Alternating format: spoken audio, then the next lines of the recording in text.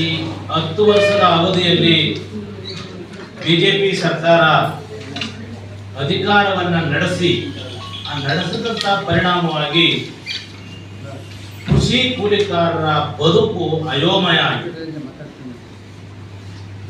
ಬೆಲೆ ನಿಯಂತ್ರಿಸಬೇಕಾದಂತ ಸರ್ಕಾರ ಬೆಲೆ ನಿಯಂತ್ರಣ ಕಾಯ್ದೆಯನ್ನೇ ರದ್ದು ಮಾಡೋದ್ರ ಮೂಲಕ ದಳ್ಳಾಲರಿಗೆ, ದೊಡ್ಡ ದೊಡ್ಡ ಶ್ರೀಮಂತರಿಗೆ ಅದರ ಸಹಾಯವನ್ನ ಈ ಕಾಲಾವಧಿಯಲ್ಲಿ ಮಾಡಿ ಅದು ಸಾಲದು ಅಂತ ಹೇಳಿ ಕರ್ನಾಟಕ ರಾಜ್ಯ ಸರ್ಕಾರಕ್ಕೆ ಕೊಡಬೇಕಾದಂತ ಅಕ್ಕಿಯನ್ನ ಕೊಡದೆ ಸುಮಾರು ಕೂಲಿಕಾರರು ಮತ್ತೆ ಅವರ ಮಕ್ಕಳು ಒಪ್ಪತ್ತಿನ ಊಟಕ್ಕೆ ಪರಿತಪಿಸಬೇಕಾದಂತ ಒಂದು ಸಂಕಷ್ಟದ ಜೀವನಕ್ಕೆ ಅವರು ಸಿಗಾಕೊಂಡಿದ್ದಾರೆ ಎನ್ನುವಂಥದ್ದನ್ನು ಈ ಸಂದರ್ಭದಲ್ಲಿ ಹೇಳ್ತಾರೆ. 16 ಜೀವನಾವಶ್ಯಕ ವಸ್ತುಗಳನ್ನ ವಿತರಣೆ ಮಾಡಲಿಕ್ಕೂ ಈ ಸರ್ಕಾರದ ಕೈಯಲ್ಲಿ ಆಗಿಲ್ಲ. 2019ರಲ್ಲಿ ಮೋದಿಜಿಯವರು ಮೈಸೂರಿಗೆ ಬಂದಿದ್ದರು.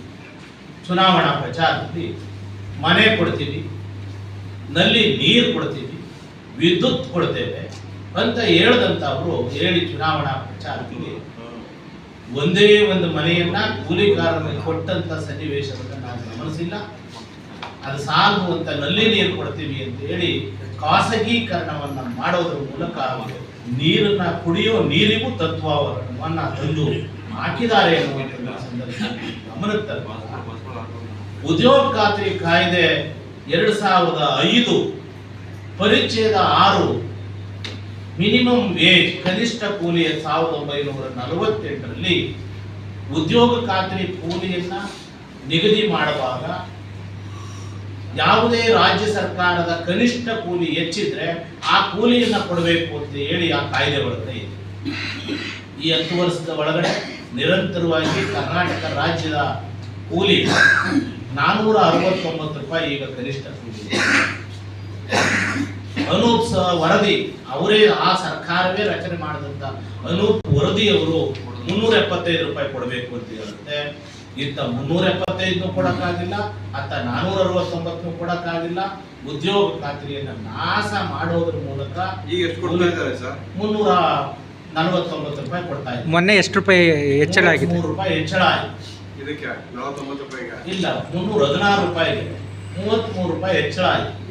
ಆದ್ರೆ ಬೆಲೆ ಹೆಚ್ಚಳಕ್ಕೆ ಅನುಗುಣವಾಗಿ ಇದನ್ನ ಕೂಲಿಯನ್ನ ಹೆಚ್ಚಿಸಬೇಕು ಅನ್ನುವಂಥದ್ದು ಆ ಕಾಯ್ದೆ ಒಳಗಡೆ ಇದೆ.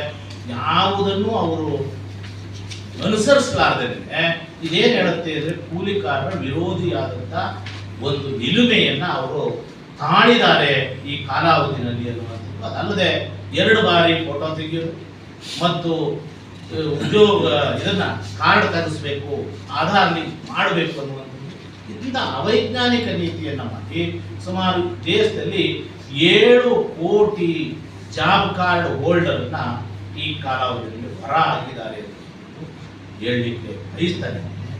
ರೈಲ್ವೆ ಮತ್ತೆ ರಸ್ತೆ ಸಾರಿಗೆಯನ್ನ ಖಾಸಗೀಕರಣ ಮಾಡಿ, ರೈಲ್ವೆ ರಸ್ತೆ ಸಾರಿಗೆ ಮಾಡೋದಂದ್ರೆ ರೈಲಲ್ಲಿ ಓಡಾಡಬೇಕಾಗಿರೋರು ಕೂಲಿಕಾರ, ರಸ್ತೆಯನ್ನ ಖಾಸಗೀಕರಣ ಮಾಡೋದ್ರ ಮೂಲಕ ಇಲ್ಲಿ ಮೇನ್ ಇಲ್ಲಿ ಹಣ ಕೊಟ್ಟು ಓಡಾಡುವಂತ ದಾರಿ ಒಂದು 100 ಅಡಿ ಇದೆ. ಅಕ್ಕಪಕ್ಕದ ಓಡಾಡುವಂತ ಸಾಮಾನ್ಯ ಜನರು ಮತ್ತೆ ಕೂಲಿಕಾರರಿಗೆ ರಸ್ತೆಯೇ ಇಲ್ಲದ ಬದುಕನ್ನ ಇವತ್ತು ಮಾಡ್ತಾ ಇದ್ದಾರೆ.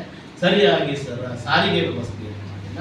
ಇದು ಬಿಜೆಪಿ ಇಂಥವರಿಗೆ ಅದಲ್ಲದೆ ಬೃಹತ್ ಕಂಪನಿಗಳನ್ನ ದಾಳಿ ಮಾಡಿಸೋದ್ರ ಮೂಲಕ ಇಡಿ ಮತ್ತು ಸಿಬಿಐ ಮೂಲಕ ಅವರು ಮಾಡಿದ್ದೇನು ಮಾಡೋದು ದಾಳಿ, ಚುನಾವಣಾ ಬಾಂಡ್ ಹೆಸರಿನಲ್ಲಿ ಲಂಚದ ಲೂಟಿಯನ್ನ ಮಾಡಿ ಇಡೀ ವ್ಯವಸ್ಥೆಯನ್ನ ಕೂಲಗೆಡಿಸಿದಂತ ಕೀರ್ತಿ ಇವತ್ತು ಬಿಜೆಪಿಯವರಿಗೆ ಸಲ್ಲಿದೆ. ಹಿಂದೆ ರಾಹುಲ್ ಗಾಂಧಿಯವರು ಕೇವಲ 63 ಕೋಟಿ ರೂಪಾಯಿನ ಹಗರಣಕ್ಕಾಗಿ ಇಡೀ ದೇಶದಲ್ಲಿ ಆ ಸರ್ಕಾರ ಕಳ್ಕೋಬೇಕಾಗಿತ್ತು. ಆದರೆ ಇವರು 10,000 ಕೋಟಿ ರೂಪಾಯಿ ಲೂಟಿ ಮಾಡಿದರು. 10,000 ಕೋಟಿಯ ಬರೀ 1.5 ವರ್ಷದಲ್ಲಿ. ಆದರೆ ಇವ್ರಿಗೆ ಯಾವ ಶಿಕ್ಷೆ ಆಗಬೇಕು?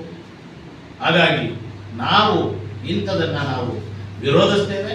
ಅದಲ್ಲದೆ ದೇವರು ಮತ್ತೆ ಮನೆ ದೇವರುಗಳನ್ನ ಅನಾದಿ ಕಾಲದಿಂದ ನಮ್ಮ ಜನ ಮಾಡ್ಕೊಂಡು ಬಂದ್ರು. ನಮಗೆ ಬೇಕಾದ ದೇವರು ಮಾರಮ್ಮ, ವೆಂಕಟಮ್ಮ ಇನ್ನೊಂದು ಮಾಡೋದು, ಮತ್ತೆ ಮನೆ ದೇವರು ಮಾಡ್ತಾ ಇದ್ರು. ಆದರೆ ಅದು ಯಾವತ್ತೂ ಮಾಡಬಾರ್ದು, ಏಕ ದೇವರನ್ನೇ ಮಾಡಬೇಕು, ಅದೊಂದೇ ಒಂದು ದೇವರು ಮಾಡಬೇಕು ಅನ್ನುವಂಥ ಒಂದು ಒತ್ತಾಯವನ್ನ ಹೇರೋದ್ರ ಮೂಲಕ ನಮ್ಮ ಹಕ್ಕುಗಳನ್ನು ಅವರು ಕಿತ್ಕೊಳ್ಳಕ್ಕೆ ಹೊರಟಿದ್ದಾರೆ. ಪೂಜೆ ಮಾಡೋರು ಯಾರು? ಸಾಮಾನ್ಯ ಕೂಲಿಕಾರರು, ಬಡವರು, ಬಡವರು ಹೆಚ್ಚು.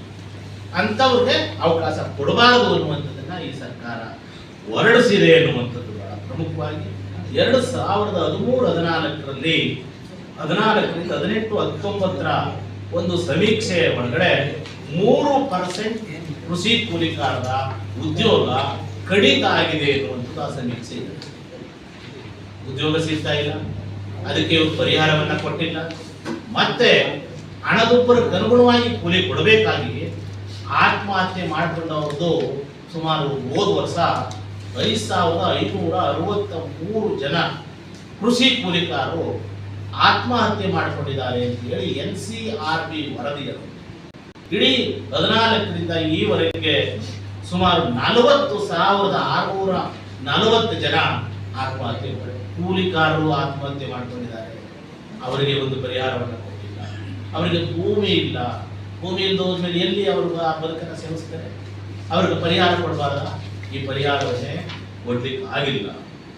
ಇನ್ನ ಸಂವಿಧಾನವನ್ನ ಸಂಪೂರ್ಣವಾಗಿ ನಾಶ ಮಾಡಲಿಕ್ಕೆ ಇವರು ಪ್ರಜಾಪ್ರಭುತ್ವ ಮೌಲ್ಯಗಳನ್ನ ಇವರು ನಾಶ ಮಾಡಲಿಕ್ಕೆ ಹೊರಟಿದ್ದಾರೆ. ಈ ಹಿನ್ನೆಲೆ ಒಳಗಡೆ ನಾವು ಒಂದು ತೀರ್ಮಾನ ಮಾಡಿದ್ದೀವಿ. ಕರ್ನಾಟಕ ಪ್ರಾಂತ ಕೃಷಿ ಕೂಲಿಕಾರ ಸಂಘದ ರಾಷ್ಟ್ರ ಸಮಿತಿ ಮತ್ತು ರಾಜ್ಯ ಸಮಿತಿಗಳು ಸಭೆ ಸೇರಿ ಇಡೀ ದೇಶದ ತುಂಬ ನಾವು ಇಂಡಿಯಾ ಅಭ್ಯರ್ಥಿಗಳನ್ನ ಗೆಲ್ಲಿಸಬೇಕು, NDA ಅಭ್ಯರ್ಥಿಯನ್ನ ಸೋಲಿಸಬೇಕು. ಅದಕ್ಕಾಗಿ ಎಲ್ಲ ಘಟಕಗಳ ಮೂಲಕ ಹಳ್ಳಿಗಳಲ್ಲಿ ಮನೆಗಳ ಪ್ರಚಾರವನ್ನು ಮಾಡೋದ್ರ ಮೂಲಕ ಅವರಿಗೆ ಇರುವಂತ ವಾಸ್ತವವನ್ನ ಕೃಷಿ ಕೂಲಿಕಾರರ ಮೇಲೆ ಆಗಿರುವಂತ ದಾಳಿಯ ಬಗ್ಗೆ ವಿವರಣೆ ಹೇಳಿ ನಾವು ಇಂಡಿಯಾ ಅಭ್ಯರ್ಥಿಯನ್ನ ಗೆಲ್ಲಿಸಬೇಕು ಅಂತ ತೀರ್ಮಾನ ಮಾಡಿದ್ದೀವಿ. ಮಂಡ್ಯ ಜಿಲ್ಲೆ ಒಳಗಡೆ ಏನು ಇವತ್ತಿನ JDS ಮತ್ತು BJP ಹೊಂದಾಣಿಕೆ ಅಭ್ಯರ್ಥಿ ಏನು ಸ್ಪರ್ಧೆ ಮಾಡಿದಾರೋ ಅವರನ್ನ ಸೋಲಿಸಬೇಕು. ಇಲ್ಲಿಯ ಕಾಂಗ್ರೆಸ್ ಅಭ್ಯರ್ಥಿ ಸ್ಟಾರ್ ಚಂದ್ರು ಅವರಿಗೆ ಮತ ಕೊಡಬೇಕು ಅಂತ ಹೇಳಿ ನಾವು ಇಡೀ ಜಿಲ್ಲೆಯ ಜನರಲ್ಲಿ ವಿನಂತಿ ಮಾಡ್ತೇವೆ.